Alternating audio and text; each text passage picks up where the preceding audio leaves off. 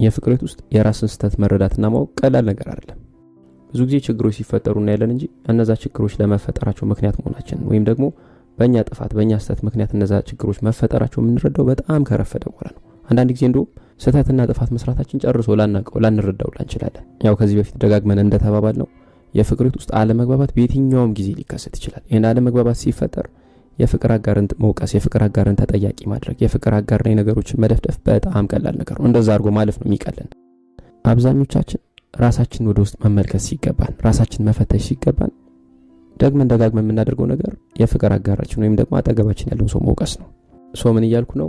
ማንም ሰው ወደ ፍቅር ህይወት ሊገባ ይችላል። ግን ደግሞ ወደ ፍቅር ህይወት ስንገባ የፍቅር ህይወት በጣም ሰፊ ስራ እንደሚፈልግ፣ በጣም ወደ ሰፊነት የሚባለውን ጉዳይ እንደሚፈልግ ምናምን ልንረዳ ይገባል። ከዚህ በተቃራኒው በሆነ መልኩ ራስ ወዳድ የምንሆን ከሆነ፣ ለነገሮች ያልተዘጋጀን ከሆነ፣ ደህንነት የማይሰማን አይነት ሰዎች ከሆነን በምንም ታምር መልካም ባል ወይም ደግሞ ጥሩ የፍቅር አጋር መሆን አንችልም። ሰው የፍቅር ህይወት ውስጥ ሁል ጊዜ አንተ ወይም ደግሞ የፍቅር አጋር ሁል ጊዜ ጥፋተኛ ልትሆን አትችልም። አንዳንድ ጊዜ አንተ፣ አንዳንድ ጊዜ ደግሞ እሷ ልታጠፋ ትችላለች። ሰው በዛሬው ትምህርታችን እነዚህ ዛሬ የምንመለከታቸው ሊስቶች የሚታዩበት ከሆነ ወይም ደግሞ ከነዚህ አብዛኞቹ ባህሪያት የሚንጸባረቁበት ከሆነ በብዛት የፍቅር ህይወታችሁ ውስጥ ችግር ፈጣሪው አንተ ነህ ማለት ነው። ስለዚህ እነዚህ ነገሮች በሚገባ ተመልክተህ ራስን ልትፈትሽና ወደ መፍትሄዎች ልትደረደር ይገባል። የመጀመሪያው አብዛኛውን ነገር አይሆንም ካልክ የፍቅር ህይወት ሰጥቶ የመቀበል ጥበብ ወይም ደግሞ ሰጥቶ የመቀበል ክህሎት የሚባለው ነገር በሚገባ ሊተገበርበት የሚገባ አንድ ቦታ ነው፣ አንድ ኤሪያ ነው። ሰጥቶ መቀበል የሚባለውን ፕሪንሲፕል ለመተግበር ደግሞ ሁልጊዜ እምቢ ሁልጊዜ አይሆንም የምትል አይነት ሰው መሆን የለብህም። ይሄንም ብሎ ያቋም ሰው ስለሆንኩ ነው ልትል ትችላለህ። ግን ደግሞ የመርና ያቋም ሰው መሆን አንድ ነገር ነው። የመርና ያቋም ሰው መሆን ግን እምቢ ወይም ደግሞ አይሆንም ከማለት ጋር ብቻ የሚያያዝ ነገር አይደለም። ምን እያልኩ ነው? በተቻለ መጠን ከፍቅር አጋር ጋር የምገባባቸውን የሀሳብ ልዩነቶች ምክንያታዊና ራሽናል ሆነ ልትሞግት፣ ራሽናል ሆነ ልትመለከት ይገባል። አንዳንድ ጊዜ ምንም ማሳማኝ ነገር እየነገረች እንዳልሆነ ቢገባህ እንኳን እንደዛ ፊል እያደረክ ቢሆን እንኳን አትሊስት ሐሳቧን ልታስጨርስ ይገባል። ቱ ዘ ሚኒመም ያኔ ማድረግ ትዕግስት ሊኖር ይገባል። የፍቅር አጋርን ከልብ የምትወዳት ከሆነ ምንም ነገር በጭፍ ማድረግ የለብህም። ይሄን ማድረግ አቅቶ የፍቅር አጋር ለምታነሳቸው ሐሳቦች ሁሉ ምላሽ እምቢ ወይም ደግሞ አይሆንም አይቻልም የሚል አይነት ነገር ከሆነ ይሄ የፍቅር ህይወታችሁ ውስጥ ዋነኛው ችግር ፈጣሪ አንተ መሆንን የሚያመላክት አንድ ምልክት ነው።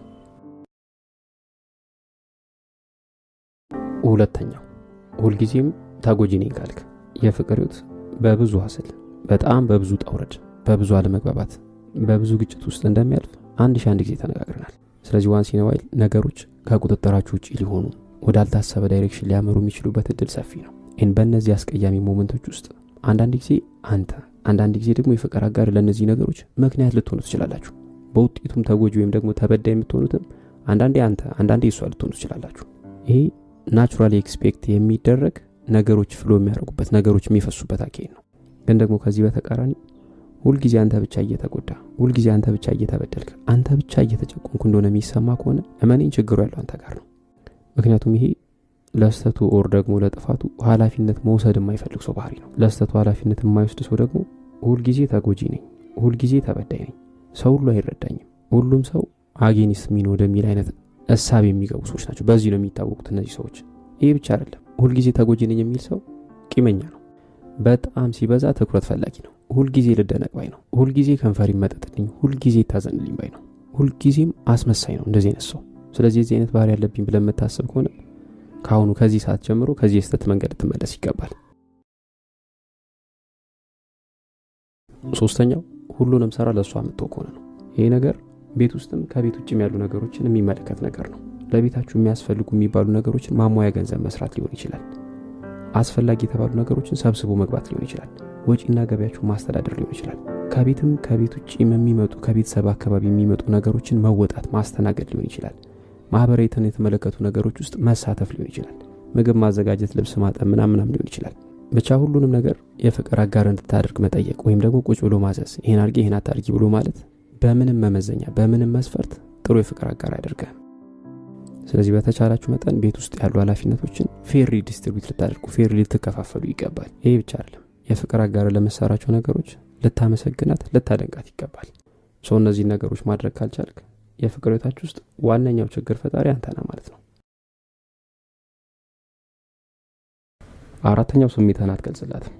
የፍቅር አጋር ለምታነሳቸው ሀሳቦች ሁሉ ምላሽ ማሰብ ከሆነ ሁልጊዜም እሷ ለምታነሳቸው ነገሮች ጆሮ ዳባ ልበስ ብለህ የምታልፍ አይነት ሰው ከሆንክ ይሄ ባህሪ በፍጹም ጭቅጭቅና ንትርክ ያለመፈለግ ማሳያ ሊሆን አይችልም።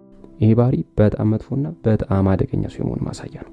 የፍቅር ህይወት ውስጥ እውነተኛ ቅርርብና ትስስር ለመፍጠር የተሰማህን ስሜት መግለጽ፣ የፍቅር አጋር ለምታነሳቸው ሀሳቦች ሁሉ ምላሽ መስጠት፣ እንዲሆኑና እንዲደረጉ የምትፈልጋቸው ነገሮች በሙሉ ያለመቆጠብ ማለት መቻል ይኖርብሃል። ስሜትን በግልጽ አውጥቶ መናገር አለመቻል የፍቅር ህይወትን ምን አድርጎ ከሚገሉ ነገሮች ዋነኛው አደገኛ መርዝ ነው ይሄ ነገር።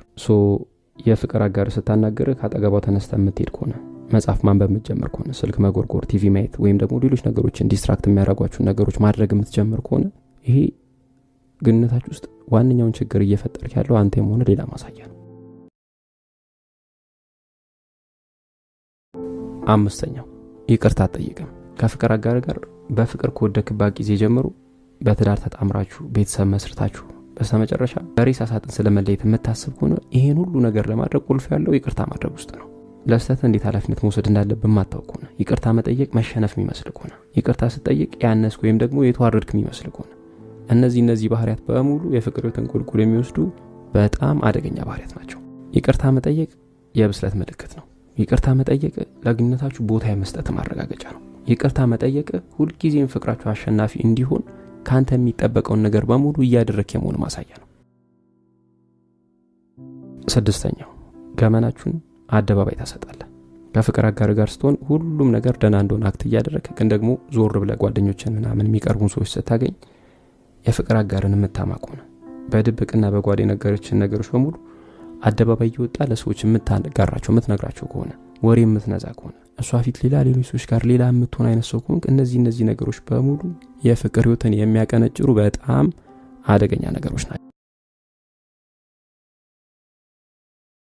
ሰባተኛው የፍቅር አጋርን ለመቀየር ትሞክራለህ። አንተ ራስህ ግን ለመቀየር ፈቃደኛ አይደለም። የፍቅር ህይወት ውስጥ ጥንዶች መማርና በጋራ ማደግ አለባቸው። ይሄ ማለት ግን አንዳቸው ሌላቸውን አንከንዲሽናሊ መቀበል የለባቸው ማለት አይደለም። ከሰዎች ጋር በአብሮነት መኖር ስንጀምር መማር፣ መለወጥ፣ ማደግ፣ ሻል ማለት እንደዚህ አይነት ማንነቶች ማዳበር የአብሮነት ወይም ደግሞ በፍቅር የመኖር አንድ አስደሳች ነገር ነው። ግን ደግሞ የፍቅር ህይወት ውስጥ ስትገባ ራስን መለወጥና ማሻሻል ላይ ሳይሆን የፍቅር አጋርን ኮምፕሊትሊ ይለውጣሉ ወይም ደግሞ እቀይራሉ ብለህ ከገባ ትልቁ የፍቅር ህይወታችሁ ውስጥ ትልቁ ችግር ፈጣሪ አንተ ነህ። ይሄ በፍጹም አንተ ጥንቅቅ ያልክና ከንከን የጸዳ መሆኑን የሚያሳይ ነገር አለ። ይሄ እንደውም በጣም መርዘኛ የመሆን በጣም አደገኛ ሰው የመሆን ማሳያ ነው። ስምንተኛው የበዛ ተቆጣጣሪነት ነው። የፍቅር ህይወት ላይ በጣም ውሃ ከሚቸሉስ የፍቅር ህይወትን ከሚያቀዘቅዙ ነገሮች ሌላኛው በየደቂቃው የትገባሽ የተወጣሽ ከነማ ጋር ነበርሽ፣ ምን በላሽ፣ ምን ጠጣሽ፣ ይሄን ልበሽ፣ ይሄን አትልበሽ፣ እንደዚህ አድርጊ፣ እንደዚህ አታርጊ፣ እንደነዚህ አይነት ነገሮችን እያሉ የፍቅር አጋርን ኤቭሪ ሲንግል ሙቭ ላይ የሆነ ሐሳብ መስጠት፣ እኔ እንዳልኩት ይሁን ብሎ ማለት እነዚህ ነገሮች በሙሉ የበዛ የተቆጣጣሪነት መገለጫዎች ናቸው። ከዚህ በተጨማሪ የበዛ ቅናት፣ በተደጋጋሚ ባለመታመን መቆስ፣ ተደጋጋሚ ትችቶች መሰንዘር፣ በገንዘብ ለመጨቆን ለመቆጣጠር መሞከር፣ እንደነዚህ ነገሮች ሁሉ በጣም የበዛ ተቆጣጣሪ ለመሆን ያለን ፍላጎት የሚያሳዩ ነገሮች ናቸው። እነዚህ ነገሮች የሚስተዋሉ በእነዚህ ነገሮች የሚታዩ በአይነት ሰው ከሆንክ የፍቅር ህይወታችሁ ውስጥ ዋነኛው ችግር ፈጣሪ አንተ ነህ። ዘጠነኛ ሁሌም ትተቻታለህ።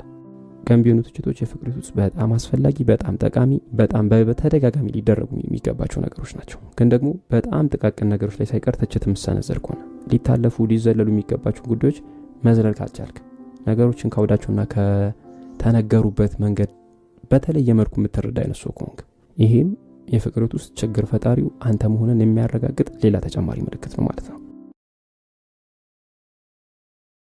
የመጨረሻው ቅናት ነው። እዚህ ጋር ዶንት ቴክ ሚ ሮንግሊ የፍቅር ህይወት ውስጥ የተወሰነች ቅናት አስፈላጊ ናት። ማስፈለግ ብቻ አይደለም። የቅናት ስሜትን ያንን ሰው በትክክል የምንወደው ከሆነ 100% ማውጣት ማስቀረት አንችልም። በተወሰነ መልኩ እንቀናለን ሁላችንም። ግን ደግሞ ቅናታችን ራሽናል ሆነን ነገሮች እንዳንመለከት በጣም ምክንያታዊ የሆነ ነገሮችን መመዘን እንዳንችል ሊገድበን ሊያደናቅፈን ምናምን አይገባም። ስለዚህ በተደጋጋሚ እየደወልክ ያለችበትን ለማጣራት ከሞከርክ ስልክና ማህበራዊ ሚዲያዎቿን የምትሰልል ከሆነ ያለ በቂ ማስረጃ መውቀስ የምታበዛ አይነት ሰው ከሆንክ እነዚህ ነገሮች በሙሉ የበዛ ቅናት ውስጥ የመሆኑ ማሳያዎች ናቸው። የበዛ ቅናት ደግሞ የፍቅር ህይወትን የሚያመነምን በጣም አደገኛ ነገር ነው። ይሄ ነገር የሚታይብህ ከሆነ የፍቅር ህይወታችሁ ውስጥ ያለ ምንም ጥርጥር ችግር ፈጣሪው አንተ ነህ ማለት ነው።